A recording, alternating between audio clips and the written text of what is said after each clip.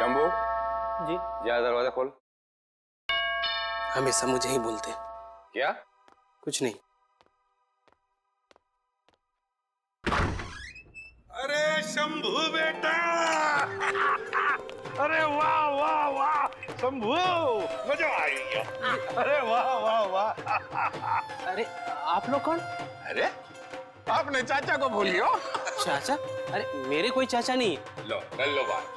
अब आप बोलोगे कि आपका कोई चचेरा भाई भी नहीं है, यानी कि हम। अरे गुंगा गुंगा भाई। अरे जब चाचा नहीं है तो चचेरा भाई कहाँ से आ गए? अरे ये लो, राजा साहब के महल में काम करने लगो तो भूल गए खानदान को। याद दिलाओ याद दिलाओ। आ जाता। अरे हाँ। मैं आप लोगों के लिए चाय नाश्ता ले आता हूँ। आजा बेटा आजा। अरे आप लोग मुझे कहाँ ले जा रहे हैं? देख शंभू घबरा मत, हम लोग सीआईडी से हैं। तुम्हारा दोस्त विक्रमजीत वो जिंदा है। क्या विक्रमजीत जिंदा है? धीरे से बोलो। जब तक ये विक्रमजीत मिल नहीं जाता हम लोग इसी हवेली में रहेंगे, समझा? उसने शांति देवी को मारा है और इस मुरारी लाल को मारने वो जरूर आएगा यहाँ। नहीं मानूंगा, चाहे कुछ भी हो जाए मैं हार नहीं मानूंगा। कुछ ना कुछ करके मुझे इस पहेली का हार निकालना ही पड़ेगा। मेरी बरसों की इज्जत दांव पर लगी हुई है।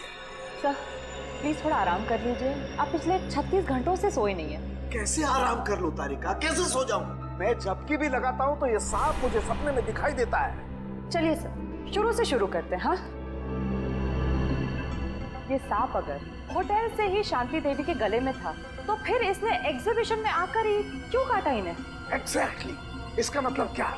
इसका मतलब कोई तो था तारिका, कोई तो था जो उस सांप को कंट्रोल कर रहा था कि वो सही वक्त देखकर शांति देवी पे हमला करे, जबकि उसके हिसाब से लोहा एकदम गर्म था। और एक बात सर, खूनी ने अगर इस सांप को शांति देवी के गले में तब डाला होता जब ये जाग रही थी तो ये तो बहुत हल्ला मचाती, जरूर अपने आप को बचाने की पूरी कोशिश करती।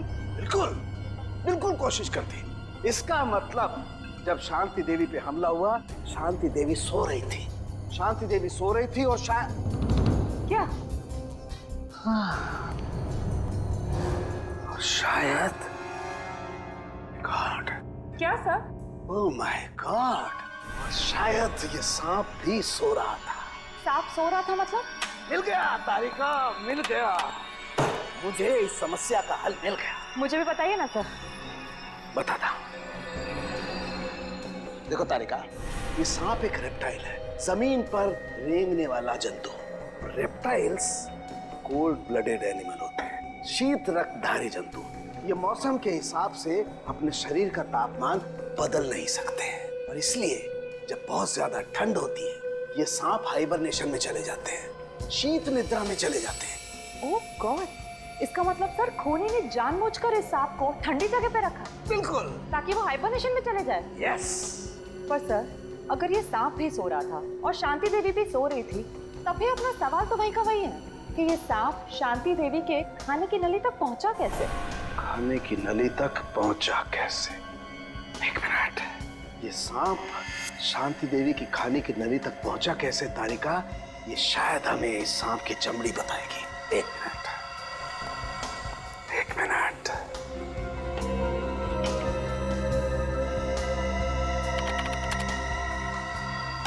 यस, ये देखो तारिका, ये क्या है? Poppy seed oil. और ये पॉपी सीड ऑयल ये सांप की चमड़ी पर लगा हुआ है।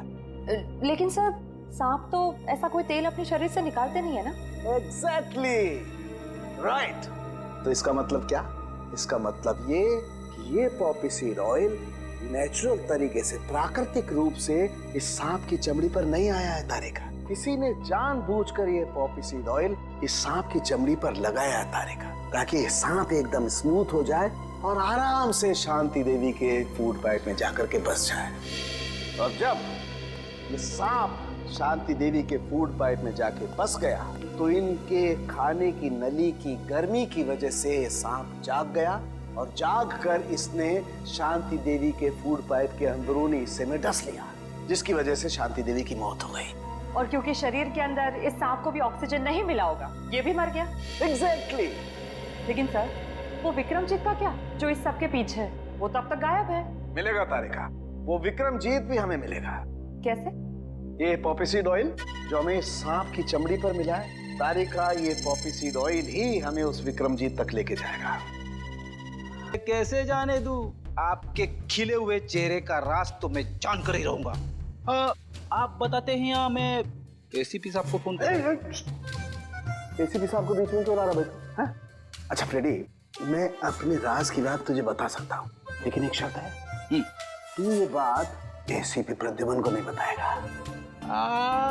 ठीक है, ठीक है, पक्का ना? पक्का। बात ये है फ्रेडी कि आज जब मैं अपने घर में अपनी पुरानी कवर चेक कर रहा था ना, मालूम है मुझे उसमें क्या मिला? मोजे? अबे मोजे से ऊपर उठेगा कि नहीं? मोजे देख, में मिले ये कॉलेज के टाइम के लेटर्स, लव लेटर्स। तो ये है आपकी खुशियों का राज? यस, ये लव लेटर्स। कौन है वो? पता नहीं। पता नहीं? अरे यार मतलब पता नहीं कौन थी वो, मैंने पता लगाने की कोशिश की पर पता ही नहीं चला यार। वैसे सालुंके साहब, कोई लड़की आपको लव लेटर्स लिखे, ये बात कुछ हजम नहीं हो रही है। हजम नहीं हो रही है? ये देखने के बाद भी हजम नहीं हो रही है, हैं? अभी तो मुझे समझता क्या है रेडी, कॉलेज के टाइम में मैं अपने आप में एक हीरो था, हीरो। अरे अपनी एक स्टाइल थी, वाह स्टाइल।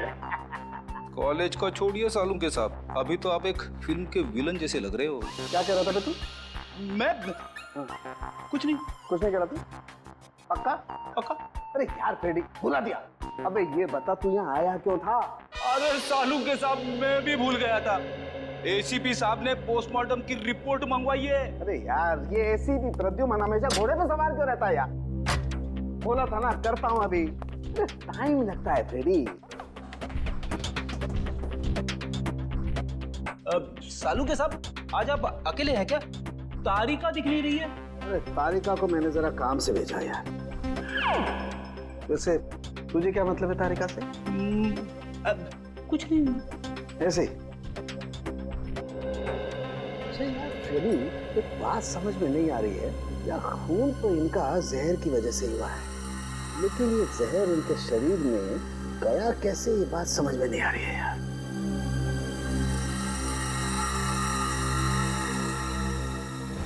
माय गॉड, ये क्या है?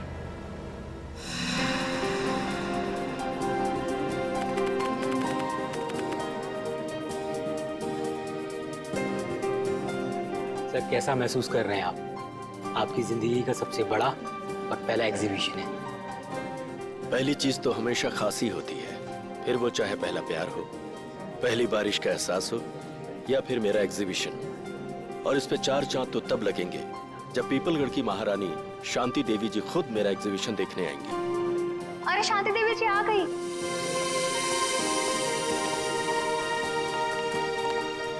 शांति देवी जी, नमस्ते। मैं आपका बहुत आभारी हूँ जो आपने इस छोटे कलाकार के लिए अपना कीमती वक्त निकाला। कलाकार कभी छोटा नहीं होता मुकेश जी, और वैसे भी हमें कलाओं से हमेशा से ही लगाव है। आपकी एग्जीबिशन देखते हैं? जी जरूर, आइए।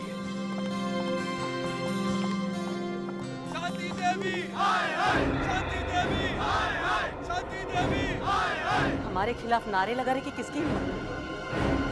वीरेंद्र, जाओ उन्हीं मार दो उन्हें। महारानी जी, कैसी बातें कर रही हैं आप? हमारे देश में लोकतंत्र है, डेमोक्रेसी। ऐसे कोई कैसे किसी पर गोलियां चलवा सकता है? हम जानते हैं, इसीलिए अब हम यहाँ एक पल भी नहीं रुकेंगे। शांति देवी जी सुनिए तो। आपने क्या हमें यहाँ अपमानित करने के लिए बुलाया था मुकेश जी? आप फिक्र मत कीजिए, मैं उनको जाकर रोकता हूँ। इसका प्रबंध तो पहले कर लेना चाहिए था आपको। अब हम यहाँ बिल्कुल नहीं रुकेंगे। महारानी जी, आप इस तरह से नहीं जा सकती। याद है ना आपको, हमने मीडिया से वादा किया। आज आपकी प्रेस कॉन्फ्रेंस है। प्रेस कॉन्फ्रेंस कैंसिल कर दो। महारानी जी, आप ऐसा नहीं कर सकते। अखबार और मीडिया वाले पहले ही आपसे खफा हैं। अगर ये प्रेस कॉन्फ्रेंस कैंसिल कर दी तो उन्हें एक और मौका मिल जाएगा आपके खिलाफ बोलने का। ठीक है, प्रेस कॉन्फ्रेंस शुरू की जाए। हमें पानी, ये नहीं, हमारे लिए अपनी बोतल मंगवाइए। देखिए, अब आप लोग एक एक करके अपने सवाल पूछ सकते हैं, पर ध्यान रहे महारानी जी यहाँ सिर्फ 15 मिनट के लिए, उसके बाद इन्हें एक जरूरी मीटिंग में जाना, तो फिर देरी किस बात की? हाँ तो शांति देवी जी, मैं आपसे ये पूछना चाहती हूँ कि जब आपके पति यानी कि पीपलगढ़ के महाराजा चंद्रशेखर जी आपके लिए अरबों खरबों की संपत्ति वैसे भी छोड़ चुके हैं, तो फिर आपने मुंबई वाली जमीन का सौदा क्यों किया? जमीन हमारी थी, हमें लगा कि बेचनी चाहिए, तो हमने बेच दी। पर उन लोगों का क्या जो जमीन से बने चौल में रह रहे, उनका तो पूरा का पूरा परिवार सड़क पे आ जाएगा ना। तो इसमें हम क्या कर सकते हैं? हमने तो उन्हें नहीं कहा था कि हमारी जमीन पे आके रहें। महारानी शांति देवी जी, क्या ये बात सच है कि मोहल्ले में रहने वाले लोग आपके फैसले से नाराज होकर आपको धमकी भर चिट्ठियां लिख रहे हैं? हाँ, उन्होंने हमें जान से मारने की धमकी दी है, लेकिन हम ऐसी धमकियों से नहीं डरने वाले। अगर आज हमारा राज होता तो ऐसी गुस्ताखी करने वाले लोगों को कब का हाथी के पैरों तले कुचल दिया होता।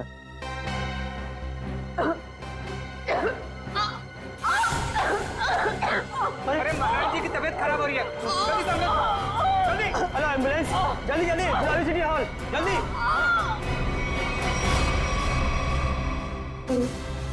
अरे महारानी जी तो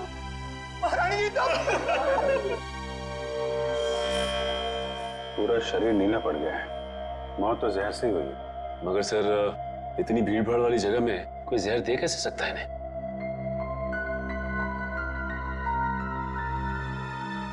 मिस्टर अनिकेत, आप रानी साहिबा के पिए हैं ना? जी सर। रानी साहिबा ने यहाँ आने से पहले कुछ खाया पिया था क्या? जी सर, महारानी जी ने सुबह हमेशा की तरह बाल्मी होटल में जूस पिया और हल्का सा नाश्ता किया, उसके बाद यहाँ आकर ये पानी पिया जो इन्होंने दिया था। नहीं साहब, मैंने कुछ नहीं किया, इसमें मिनरल वाटर था, मैं भला क्या कर सकता हूँ साहब? क्या वो तो पता चल जाएगा।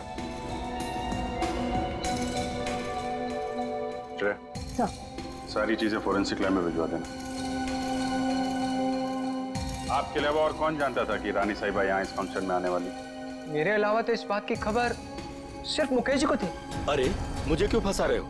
सर, मैं तो एक सीधा साधा चित्रकार हूँ। मैंने तो महारानी शांति देवी को यहाँ मुख्य अतिथि के रूप में बुलाया था। भला मुझे इनका खून करके क्या फायदा होगा? आजकल जमाना पब्लिसिटी और मार्केटिंग का है। हो सकता है पब्लिसिटी के चक्कर में तुमने ये सब कुछ किया। सर, मुझे ऐसी पब्लिसिटी की कोई जरूरत नहीं है, और वैसे भी इनको मारने से सबसे ज्यादा फायदा उन लोगों को होता जो एग्जीबिशन के बाहर इनके खिलाफ नारे लगा रहे थे। नारे लगा रहे? जी। कौन लोग थे? दरअसल महारानी जी ने अपनी एक मुंबई वाली जमीन का हाल ही में सौदा किया था, जिसकी वजह से उस मोहल्ले में रहने वाले कई लोग अपने घरों से बेघर हो गए थे। तो आपको लगता है कि ये काम उनमें से किसी ने किया है? हाँ सर, वो लोग महारानी जी को धमकी भरी चिट्ठियां लिख रहे थे कि अगर उन्होंने जमीन का सौदा किया तो वो उन्हें मार देंगे। ऐसी? इन मोहल्ले के लीडरों को जरा ब्यूरो में बुलवाओ। आइए। अच्छा, ये उन लोगों के लीडर्स जिनकी जमीन शांति देवी ने बिल्डर्स को बेची थी। तो वो तुम लोग हो जो शांति देवी के खिलाफ जगह जगह नारा दे रहे थे? हाँ, लेकिन हमने कोई गलत काम तो नहीं किया ना साहब। भले ही वो होगी किसी पीपलगढ़ की महारानी, मगर सैकड़ों गरीबों को बेघर करने का उन्हें कोई हक नहीं है। तो तुम लोगों ने धमकी भरी चिट्ठी लिखोगे? उनकी जान ले लोगे? नहीं नहीं, हमने कोई धमकी भरी चिट्ठी नहीं लिखी, ना ही हमने किसी की जान लेने की कोशिश की। ये हमारे आंदोलन को बंद कराने की साजिश है। चुप! शांति देवी को चिट्ठी तुम में से किसी ने लिखी है, समझे? पता है हमें। रेडी? तो कागज और पेन दे दो।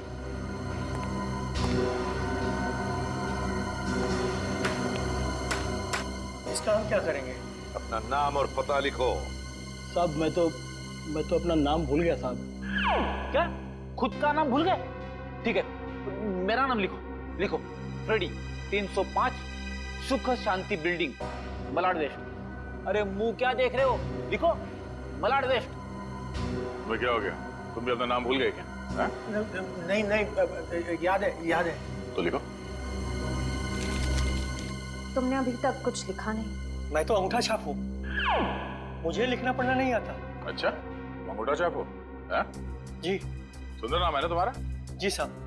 पेशे से तुम एक जर्नलिस्ट हो, बीए किया है तुमने, और कई सालों से अपने मोहल्ले में 5वीं कक्षा से लेके 10वीं तक के बच्चों को क्लासेस देते हो। ये सब बिना पढ़े लिखे किया तुमने? क्यों? जी साहब, मैंने कुलदीप के कहने पे किया। फंसा दिया ना मुझे। अरे एक मिनट। मैं बताता हूँ ये दरवाजा कैसे खुलता है। बट आजा इधर, बता क्यों किया तूने ये सब? हाँ बोल। हाँ, शांति देवी को धमकी भरी चिट्ठियां मैंने ही लिखवाई थी, पर मैं क्या करता? जब मैंने उन्हें अपने साथियों की तकलीफ बताई तो उल्टा उन्होंने हमारा ही अपमान कर दिया। कहने लगी कि चाल में रहने वालों से तो कीड़े मकोड़े अच्छे। ये सुनकर मेरा खून खौलने लगा, उबलने लगा मेरा खून। और खून इतना उबला कि तुमने खून ही कर दिया शांति देवी का, है?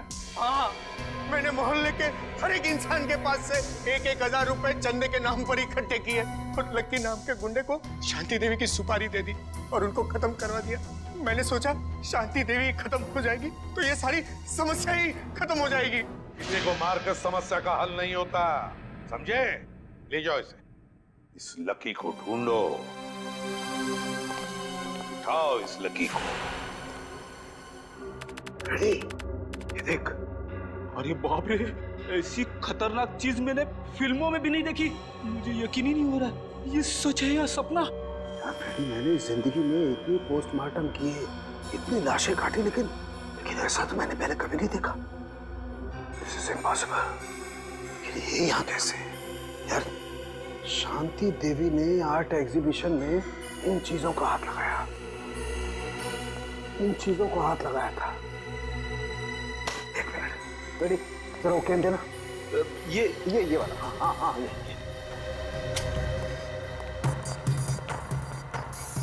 मैं एसीपी साहब को फोन करता हूँ। एसीपी साहब, जल्दी से फॉरेंसिक लैब में आइए, बहुत बड़ी गड़बड़ हो गई है।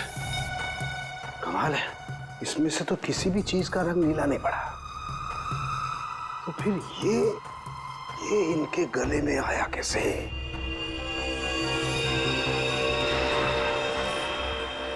माय गॉड, इनके गले के अंदर सांप। बॉस, अपने सीआईडी के कैरियर में बहुत कुछ देखा, बहुत कुछ सुना, बस यही बाकी रह गया था। लोग तो सांप के जहर से मरते हैं, लेकिन इनके तो गले में मरा हुआ सांप। वही तो एन गजब की पहली। ना जानकी देवी के खाने में सांप का जहर था, ना इनके शरीर पर कहीं पर भी सांप के डसने के निशान नहीं, और फिर भी एक सांप मिलता है इनके शरीर के अंदर, मरा हुआ सांप। सर, कहीं इन्होंने लंच में सांप तो नहीं खा लिया? नहीं फ्रेडी, नहीं। जरूर किसी ने किसी न किसी तरीके से, धोखे से इनके शरीर के अंदर एक सांप डाल दिया, सांप का जहर डाल दिया है, धोखे से। सर, उन किराएदारों ने बताया था कि उन्होंने शांति देवी को मारने की सुपारी लक्की को दी थी। लकी?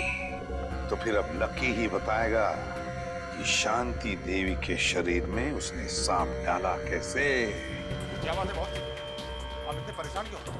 अरे राघव, घबराओ नहीं तो क्या करूं? सीआईडी वालों को लग रहा है कि शांति देवी का खून मैंने किया। मतलब शांति देवी का खून आपने नहीं किया? अरे मेरा दिमाग इतना खराब नहीं है राघव कि इतनी बड़ी हस्ती को मारने के बारे में ना सोचूंगा। मैंने तो सोचा था सिर्फ सुपारी के पैसे ले लूंगा और उन्हें मारूंगा नहीं, लेकिन मुझे क्या पता था कि वो सचमुच मारी जाएंगी और मैं फंस जाऊंगा। लेकिन सीआईडी तो यही सोच रही है कि खून आपने किया है। हाँ यार, इसलिए तो मैं ये देश छोड़कर जा रहा हूँ, और तुम लोग को भी जैसे मौका मिले ऐसी जगह चंपत हो जाओ जहाँ सीआईडी का हाथ तुम लोग तक न पहुंच पाए। बॉस, वो सब तो ठीक है, पर हमारा हिस्सा? अरे उसके बारे में तो मैंने कुछ सोचा ही नहीं। इतना काफी है कि तुम लोग रख लो। इतने सालों की वफादारी का ये इनाम। अब ये भी ले लो। इतना काफी है ना, बस। बहुत ज्यादा लालच नहीं। ये मत भूलो कि मैं तुम लोग का बॉस हूँ। बॉस हो नहीं थे। क्या मतलब? मतलब ये कि अब हम तुम्हें इनाम देंगे और इसके बाद तुम्हें सीआईडी से कोई खतरा नहीं होगा। क्या कर रहे हो तुम लोग? तुम्हारा दिमाग तो ठिकाने पर है। सुनो, तुम ये पैसे आपस में बांट लो और किसी सुरक्षित जगह जाके छुप जाओ। क्या तुम्हें पैसे नहीं चाहिए थे राघव? पैसे बहुत है मेरे पास। मैं तो सिर्फ इतना चाहता हूँ कि शांति देवी के खून का केस तुम्हारी मौत के साथ बंद हो। मेरे साथ इतना बड़ा धोखा किया तुमने। कोई अपनी जगह से नहीं हिलेगा। सीआईडी, खून डालो इन्हें।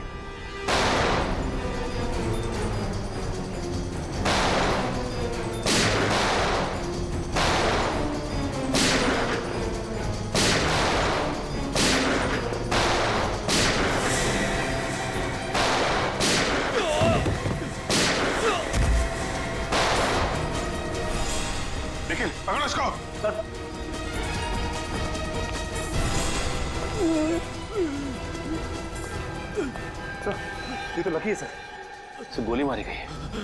शांति देवी का खून किसने किया? तुमने? नहीं सर, मैंने नहीं।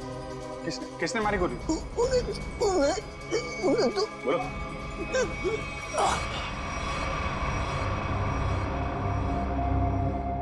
ये तो मर गया। सर लगता है शांति देवी जी के खूनी ने इसका भी खून कर दिया ताकि हमें कुछ बता ना सके।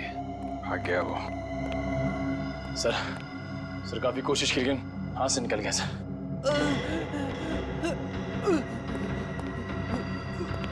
ये तो जिंदा है। सचिन, एम्बुलेंस को फोन करो जल्दी, इससे हमें काफी कुछ पता चल जाएगा। आसान, क्या पता चला उस सांप के बारे में? बॉस, ये तो एक अफ्रीकन सांप है। अफ्रीकन सांप? हाँ फ्रेडी सर, ये देखिए, इस सांप का नाम है अफ्रीकन ट्रोगा और ये दुनिया का तीसरा सबसे जहरीला सांप माना जाता है। क्या इतना जहरीला सांप? क्या ये सांप हमारे देश में भी पाया जाता है? नहीं श्रेया, ये हमारे देश में नहीं पाया जाता, बल्कि एक अफ्रीका के भी छोटे से टापू मैरियट ओलानो में पाया जाता है। सर शायद शांति देवी अफ्रीका के इस टापू मैरियट ओलानो गई होगी और शायद वहाँ का पानी इन्होंने पिया होगा और पानी में सांपों के अंडे होंगे जो इनके पेट में चले गए होंगे और अंडों से सांपों के बच्चे निकले होंगे। उनमें से एक बच्चा इनके गले तक आ गया होगा और इन्हें काट लिया होगा। बोल बोल सालून के बोल। नहीं फ्रेडी, ऐसा नहीं हो सकता है। नहीं ना, देखो, इंसान के पेट में HCl नाम का एसिड होता है जो बड़ी से बड़ी चीज को भी बहुत जल्दी पचा देता है। यहाँ तक कि ये एसिड लोहे के टुकड़ों को भी बहुत जल्दी गला देता है। एग्जैक्टली। इसलिए अगर इस तरह के अंडे शांति देवी के पेट में चले भी गए होते तो बस कुछ ही घंटों में नष्ट हो जाते। मतलब किसी अलग तरीके से वो सांप शांति जी के गले में गया। हाँ बॉस, और गया भी पिछले 24 घंटे के अंदर अंदर है। 24 घंटे के अंदर? सर, पिछले 24 घंटों में तो शांति देवी उस होटल में ही थी। हाँ, पिछले 24 घंटे तो शांति देवी होटल बाल्मी में ही थी। तो फिर इस सांप का राज भी उसी होटल बाल्मी में खुलेगा। होटल बाल्मी में। हाँ अभिजीत, अच्छा उस गुंडे को होश आ गया? अच्छा नाम बताया उसने उस गुंडे का जो भाग गया वो? राघव। राघव।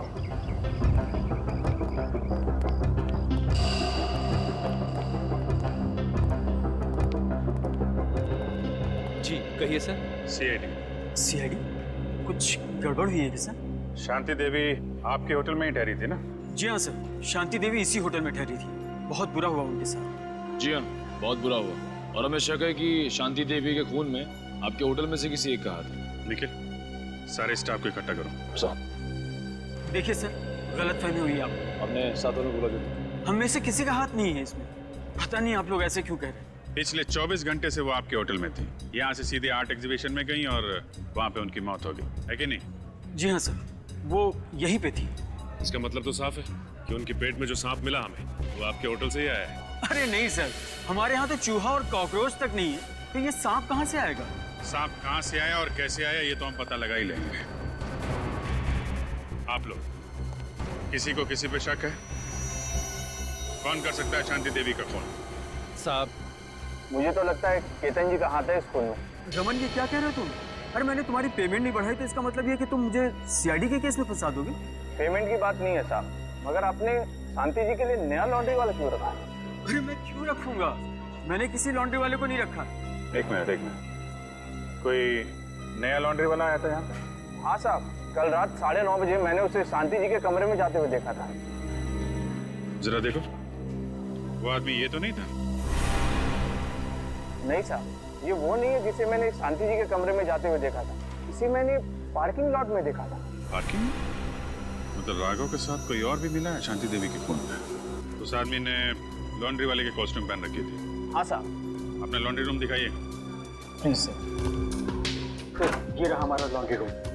ये पार्थो है, पिछले 5 सालों से हमारे इस होटल में काम कर रहा है। पार्थो, ये सीआईडी वाले। सीआईडी? पार्थो, शांति देवी का खून हो गया मालूम है ना तुम्हें? साहब, उस खून में मेरा कोई हाथ नहीं है साहब। अरे भाई, वो सब हमें पता है कि तुमने खून नहीं किया। ये बताओ कि किसी नए लॉन्ड्री वाले को देखा क्या होटल में तुमने? हाँ साहब, एक आया था पर आज वो काम पर नहीं आया। शायद आप ही ने तो उसे काम पर रखा था साहब। पार्थो, ये कैसी बात कर रहे हो?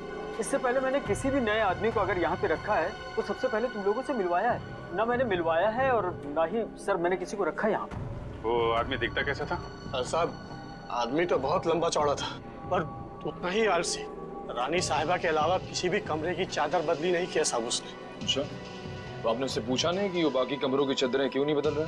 अब पूछा था साहब, अंग्रेजी भी बोल रहा था और अंग्रेजी हमें आती नहीं। अंग्रेजी में पट्टी पढ़ा के निकल गया। काफी चालाक आदमी है।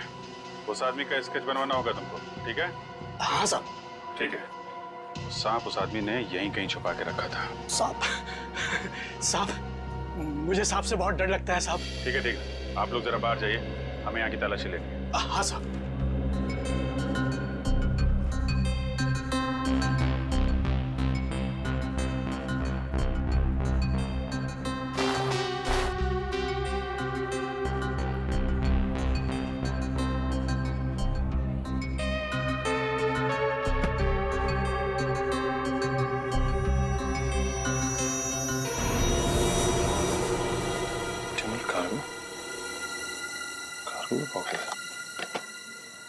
सर, बॉक्स में है सर। ऑप्टिमल कार्गो क्या लाया गया इसमें? और तो ये इस डिब्बे के बारे में जानते हो? नहीं साहब। आप पहचानते हैं इस डिब्बे को? नहीं सर, इस बॉक्स को इससे पहले मैंने कभी नहीं देखा। स्प्रे निकालना सचिन।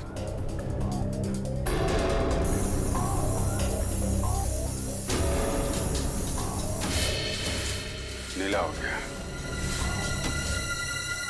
मतलब वो सांप इसी डब्बे में लाया गया है।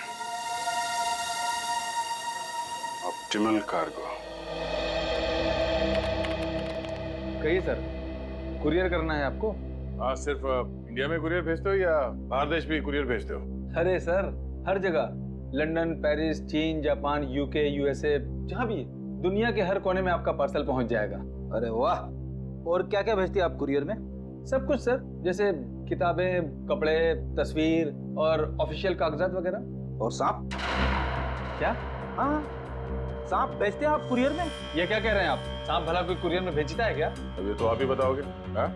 आपके कुरियर कंपनी के इस बॉक्स में सांप भेजे गए थे। ये कैसी बात कर रहे हैं आप? अच्छा, इस बॉक्स पे जो ये लेबल लिखा है, उससे पता कर सकते हैं कि ये पार्सल किसने भेजा था? ए मिस्टर, तुम होते कौन मुझे ऑर्डर देने वाले? हैं? सीआईडी सर, मैं आपको यकीन दिलाता हूँ कि डिब्बा तो हमारा है, लेकिन वो सांप को कुरियर हमने नहीं किया है। सर, मुझे तो कुछ गड़बड़ लग रही है। क्यों? आपको बदबू नहीं आ रही है क्या? अरे कहाँ बदबू आ रही सर? कोई बदबू नहीं आ रही है। बदबू आ तो रही है। ये क्या अंदर? अरे सर, अंदर अंदर कुछ भी नहीं है। सर अंदर कहाँ जा रहे हैं? अंदर सर जाने का कोई...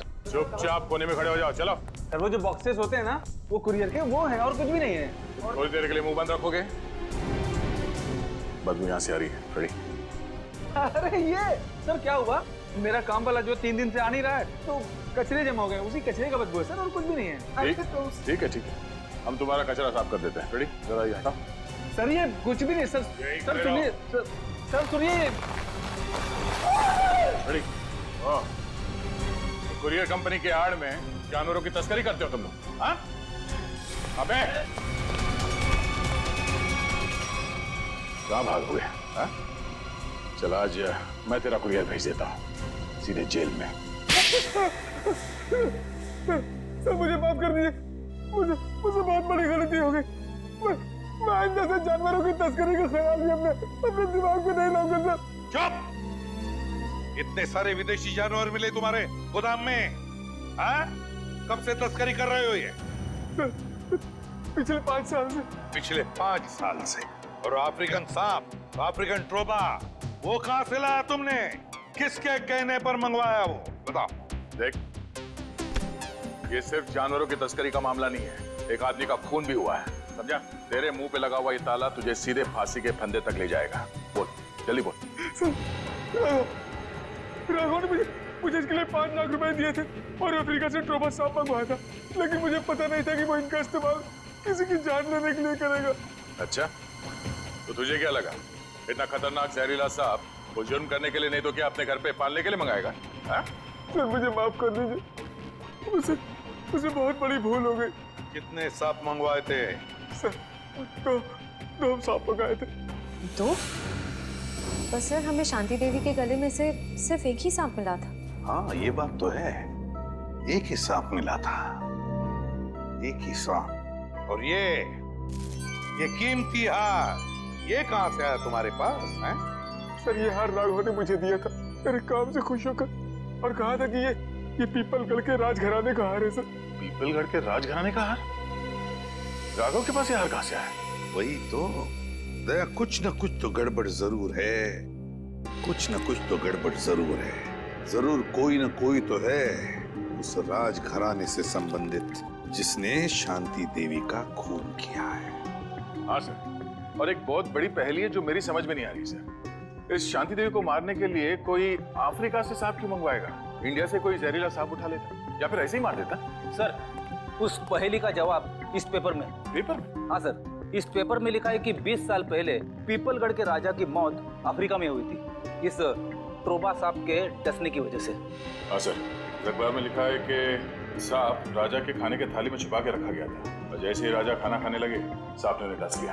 हाँ सर, पीपलगढ़ के गांव वालों का कहना है कि राजा की मौत में उनकी पत्नी रानी शांति देवी का हाथ था। राजा की मौत में रानी शांति देवी का हाथ था? तो फिर दया, अब 20 साल बाद कोई ना कोई तो है जो राजा की मौत का बदला लेना चाहता है, उसी सांप के डसवाने से जिस तरह से राजा की मौत हुई थी। पीपलगढ़।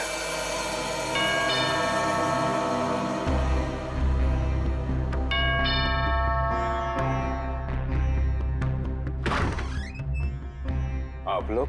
हम लोग सीआईडी से हैं। शांति देवी की मौत के सिलसिले में हम कुछ पूछताछ करने आए। अरे वाह सर, कितनी आलीशान हवेली है। राजे महाराजाओं की ठाट की बात तो कुछ और ही है। क्या नाम क्या है तुम्हारा? जी, मुरारी लाल। मुरारी लाल, एक बात बताओ, हमने सुना है कि राजा साहब की मौत में रानी साहिबा का कुछ हाथ था, क्या इस बात में कोई सच्चाई है? क्या लगता है तुम्हें? कुछ पक्का तो नहीं कह सकते साहब, लेकिन कहीं ना कहीं इस बात में कुछ ना कुछ सच्चाई तो जरूर है। बिना आग के धुआं नहीं उठता साहब। तुम्हारे हिसाब से यहाँ की रानी के पास कोई ठोस वजह थी राजा का खून करने की? जी हाँ साहब, राजा साहब की मौत के बाद सारी दौलत, सारी जायदाद रानी साहिबा की हो गई थी। इससे बड़ी और क्या वजह हो सकती है राजा साहब को अपने रास्ते से हटाने की? क्यों, दोनों को कोई औलाद नहीं थी क्या? नहीं साहब, इसी बात का तो दुख है कि राजा साहब के बाद इस वंश को चलाने वाला और कोई नहीं है। क्या हुआ है? सर, जरा ये पेंटिंग देखिए। होटल में उस लॉन्ड्री वाले का जो स्केच बनवाया था, वो स्केच इस पेंटिंग से मिलती जुलती है सर। ये देखिए। हाँ, लगता तो वही चेहरा है, सिर्फ इस स्केच में इस दाढ़ी की कमी है। ये तो राजा साहब की तस्वीर है, इन्हें मरे हुए तो बरसों बीत गए। अगर ये राजा साहब की तस्वीर है तो फिर हो सकता है ये स्केच राजा साहब के बेटे का है। नहीं, उनकी कोई संतान नहीं थी। पता नहीं क्यों मुझे लग रहा है कि ये हमसे कुछ छुपा रहा है। अरे नहीं साहब, मैं भला आप लोगों से कुछ क्यों छुपाऊंगा? देखो मुरारी लाल, तो कोई दूध के धुले नहीं हो। अगर यही बात होती तो तुमने अपना शक बोल के क्यों नहीं दिखाया पुलिस वालों को कि राजा साहब की मौत में शायद रानी साहब का हाथ है? साहब, हम इस हवेली के नौकर हैं। नमक खाया हमने, जान दे देते, पर उन पर कोई आँच नहीं आने देते। तुम नमक का हक अदा करने की कोशिश तो नहीं कर रहे हो अपने राजा के बेटे को बचाने की? मैंने कहा ना, उनका कोई बेटा नहीं है। जरा महल देख लो, मैं आता हूँ अभी। हाँ सर।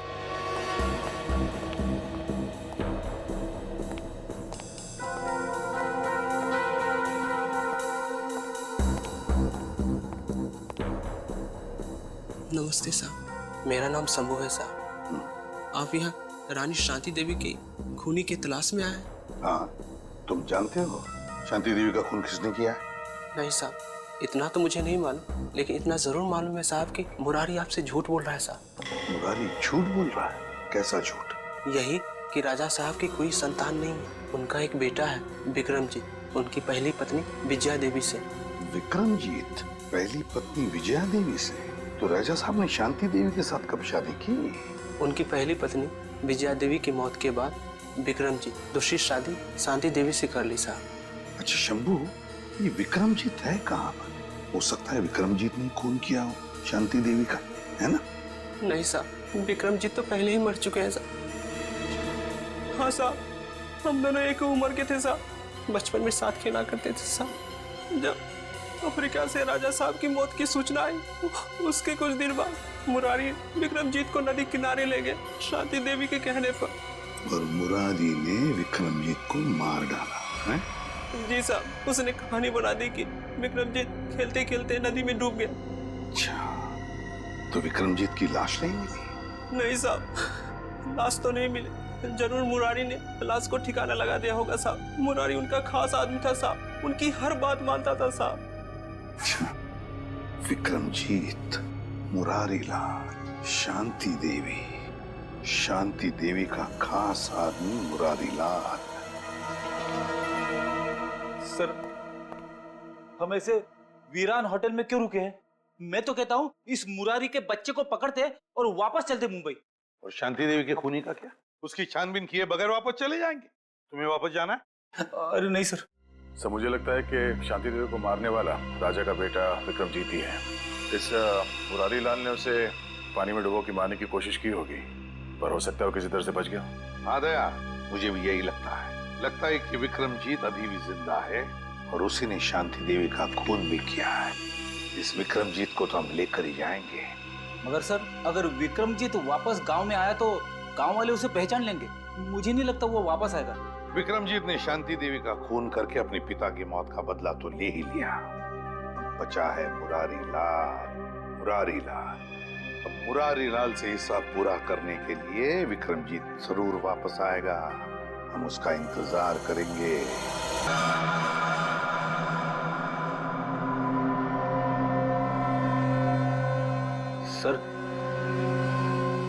सर, हाँ, क्या हम लाइट चालू रखकर विक्रमजीत पर नजर नहीं रख सकते? क्यों फ्रेडी, अंधेरे से डर लग रहा है क्या? अरे बिल्कुल नहीं सर, मैं तो विक्रमजीत को पकड़ने के लिए बड़ा बेताब हो रहा हूँ। सर, ये तो बर्तन गिरने की आवाज है।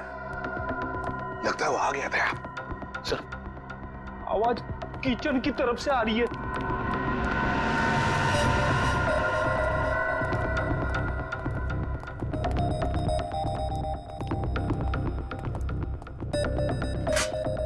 बर्तन गिरा हुआ है। बिल्ली ने गिराया होगा। नहीं फ्रेडी, बिल्ली नहीं। ये देखो, मुरारी का बिस्तरा खाली है। अरे, कहीं मुरारी को कुछ कर तो नहीं दिया उसने?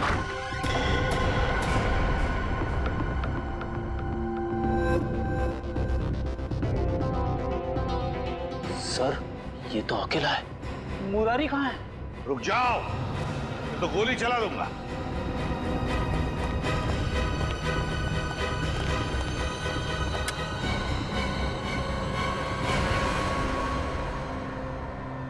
मुरारी लाल कहाँ जाने की तैयारी थी? हवेली छोड़ के जा रहा हूँ साहब, हमेशा के लिए। क्यों, डर तो नहीं लग रहा था कि विक्रमजीत तुम्हें मार न दे?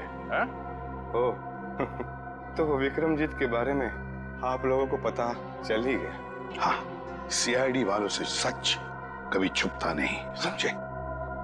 सीआईडी वाले? मतलब आप शंभू के रिश्तेदार वाले नहीं हो, सीआईडी वाले हो? हाँ, सीआईडी वाले। क्यों, कहाँ है विक्रमजीत कहाँ है? आप लोगों को सच तो मालूम पड़ गया, लेकिन आधा अधूरा। मैंने राजकुमार विक्रमजीत को नहीं मारा, बल्कि उसकी जिंदगी बचाई। मैंने पाल पोस के उसको बड़ा किया, उसे रानी शांति देवी की नजरों से बहुत दूर रखा, ताकि रानी शांति देवी को यह पता न चले कि राजकुमार जिंदा है। अगर उसे ये पता चल जाता तो उसे मारने में कोई कसर नहीं छोड़ती। इस वक्त विक्रमजीत कहाँ है? नहीं, मैं जान दे दूंगा, लेकिन आप लोगों को भी नहीं बताऊंगा। सच बता, देखते हैं। आसाड़ के बता जल्दी। यार, ये तो हमें भी पता है कि विक्रमजीत ने खून किया है, कुछ नई बात बता। Poppy seed oil. Oh, poppy seed oil. Good work Salunkhe, कभी कभी अच्छा काम करता है तो थैंक यू। अब हम पहुंच जाएंगे विक्रमजीत के पास। मैं जानता हूँ सीआईडी तुम्हारे पीछे। पर बॉस, आपको कैसे पता चला? ये लो, इसमें 5 लाख रुपए हैं और तुम्हारा नकली पासपोर्ट। आज शाम को 6 बजे की फ्लाइट है, लंदन निकल जाओ। शुक्रिया बॉस। अरे पैसे तो गिन लो। क्या बॉस, आप भी।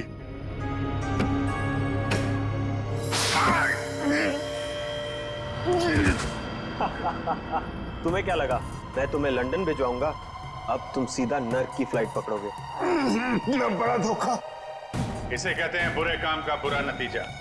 घबराओ मत, सांप के जहर की दवाइयां हम अपने साथ लेकर आए हैं। श्रेया, मुंह खोलो। सीआईडी? हाँ सीआईडी। क्यों, हमको देख के बहुत धक्का लगा पेंटर बाबू? तुम लोगों को कैसे पता चला कि इस सब के पीछे मेरा हाथ है? क्योंकि सांप के ऊपर तुमने पॉपर सीड ऑयल छोड़ दिया था, और पॉपर सीड ऑयल का इस्तेमाल एक पेंटर के अलावा और कौन कर सकता है? अब जरा अपना असली चेहरा तो दिखाओ मुकेश उर्फ विक्रमजीत। बताओ पीपलगढ़ के राजकुमार विक्रमजीत, अपनी माँ का खून क्यों किया तुमने? माँ नहीं थी वो मेरी, सौतेली माँ थी, जिसने पैसों के लिए मेरे पिता राजा चंद्रशेखर जी को तड़पा तड़पा कर मार दिया। और इसीलिए तुमने शांति देवी को भी उसी तरह मारा, तड़पा तड़पा के। हाँ, उसके गुनाह की यही सजा थी जो मैंने उसे दी। उसने मेरे पिता को ही नहीं मारा, बल्कि मुरारी के हाथों मुझे भी मरवाना चाहा। सजा देने का हक तुम्हारा नहीं, कानून का है। यही बात होती तो तुम कानून की मदद ले सकते थे। उसने मेरे पिता को मारा था, इसलिए उसे भी मारने का हक सिर्फ मुझे ही था। तुम्हारे मुकेश बनने के पीछे क्या मकसद था? मैं शांति देवी को अपनी आंखों के सामने मरता हुआ देखना चाहता था, इसलिए मैंने मुकेश का रूप लिया और वो आर्ट एग्जीबिशन रखकर उनको न्योता भेजा। फिर तुमने दीपक को 5 लाख रुपए दिए और अफ्रीका से वो जहरीला सांप मंगवाया, और फिर खुद एक लॉन्ड्री बॉय बनकर शांति देवी के कमरे में गए और पॉपी सीड ऑयल के जरिए वो सांप शांति देवी के गले में उतार दिया।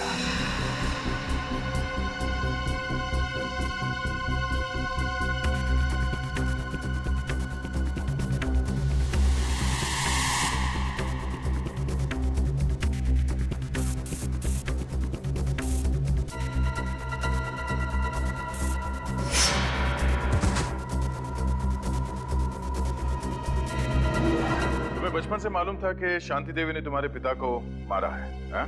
तो फिर तुमने इतने सालों तक इंतजार क्यों किया और यही समय क्यों चुना शांति देवी का खून करने के लिए? क्योंकि मुझे सही समय का इंतजार था। सही समय का इंतजार, और तुम्हारा सही समय आ गया जब शांति देवी ने अपनी मुंबई की प्रॉपर्टी 300 करोड़ में बेच दी। विक्रमजीत, तुम्हें बदला नहीं चाहिए था, तुम्हें चाहिए था 300 करोड़ और वो सारी जायदाद, है ना? 300 करोड़ बहुत बड़ी रकम होती है, पर आपको ये कैसे पता चला? इस फाइल के जरिए। ये फाइल जो हमें तुम्हारे घर से मिली, इसमें है वो डीएनए रिपोर्ट, तुम्हारा डीएनए रिपोर्ट। विक्रमजीत, तुम जानते थे कि अगर इस जायदाद को कोई वारिस नहीं तो सारी जायदाद, सारा पैसा ट्रस्ट में जाएगा, और इसलिए तुमने प्लान बनाया और अपना डीएनए रिपोर्ट तैयार किया, ये साबित करने के लिए कि तुम ही इस जायदाद के असली वारिस हो। पर अफसोस, वो 300 करोड़ की लालच, वो जायदाद की लालच तुम्हें राजगद्दी पर नहीं, फांसी के फंदे पर ले जाएगी। फांसी के फंदे पर।